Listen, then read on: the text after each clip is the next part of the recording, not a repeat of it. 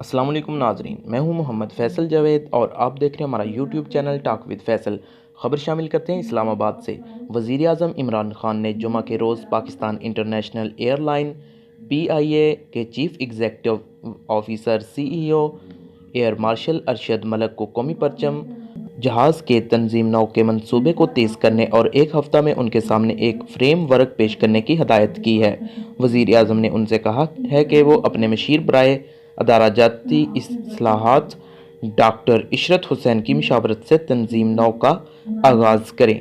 Year marshal Arshad ملک نے یورپی union کے لیے PIA کے فلائٹ آپریشن کو یقینی بنانے کے لیے یورپی union aviation safety agency EASA کے ساتھ جاری مذاکرات سے متعلق وزیر اعظم کو آگاہ کیا ہے۔ CEO نے وزیر اعظم عمران خان کو PIA کی تنظیم نو کے حوالے سے بھی آگاہ کیا تاکہ اسے ایک منافع بخش اور ممتاز ایئر لائن بنایا جا سکے۔ وزیر اعظم عمران خان نے اس بات پر زور دیا ہے کہ حکومتی اداروں کو مؤثر اور خدمت پر مبنی بنانے کے لیے بورڈ میں اصلاحات کے ایک پارسل ایجنڈا پر عمل پیرا ہے۔